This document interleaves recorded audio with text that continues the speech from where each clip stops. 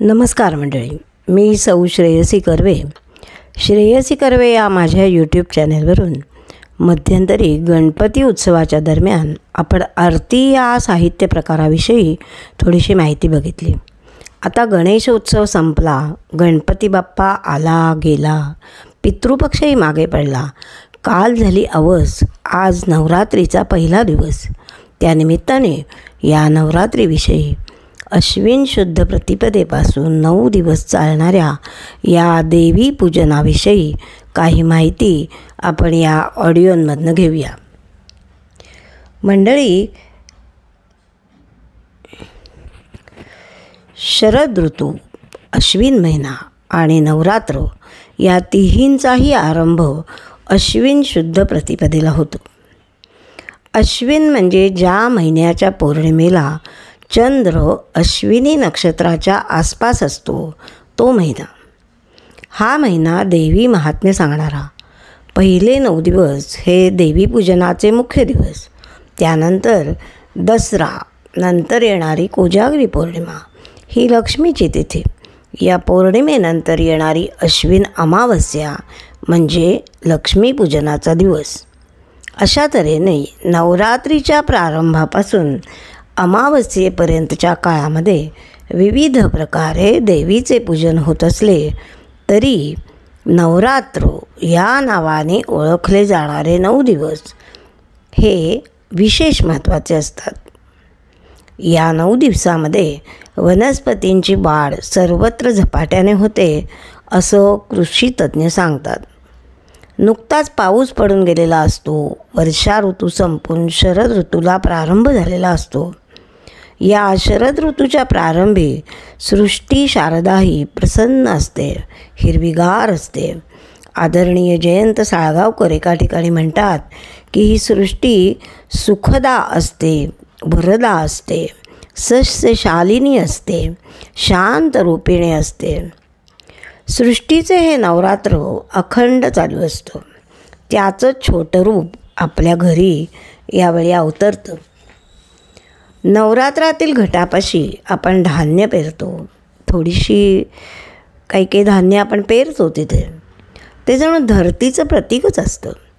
आपल्या कृतज्ञतेचं, धरतीविषयीच्या कृतज्ञतेचं हे दर्शन असतं.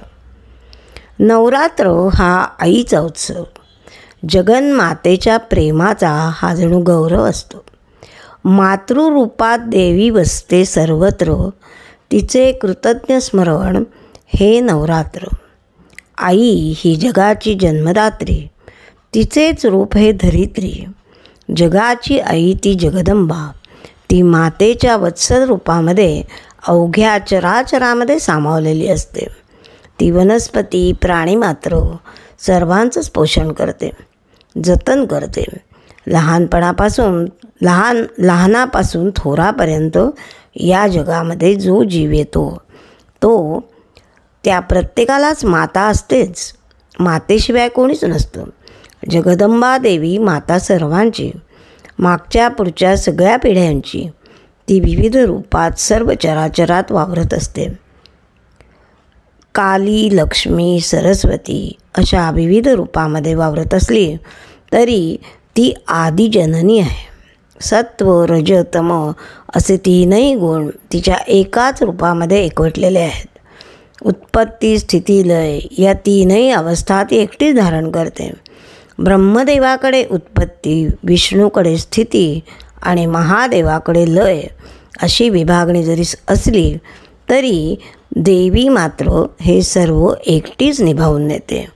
महाकाली, महालक्ष्मी, महासरस्वती अशा विविध रूपात ती जरी वावरत असली तरीसुद्धा निव्वळ एकाच तत्वाचा आधार किंवा अंगीकार तिने केलेला नाही, तर प्रसंगी कोणतेही एक रूप दुसऱ्या 2 रूपांना आपल्यामध्ये सामावून घेऊन ती प्रकट होते. मूळ जी आद्यशक्ती तिला दुर्गा असं म्हणतात. या दुर्गेनेच पुढे देवकार्यासाठी आणि मानव कल्याणासाठी प्रसंगाप्रसंगाने 3 रूपं घेतली. महाकाली, महालक्ष्मी, महासरस्वती अशी 3 रूपं घेतली. ही 3ही रूपं ही त्रिगुणात्मक आहेत. महाकाली ही तमोगुणी असून त्याच गुणाच्या रुद्र शिवाशी संबंधित आहे. महालक्ष्मी ही सत्वगुणी असून विष्णूची संबंधित आहे, तर महासरस्वती ही रजोगुणी असून त्याच गुणाच्या ब्रह्माशी संबंधित आहे.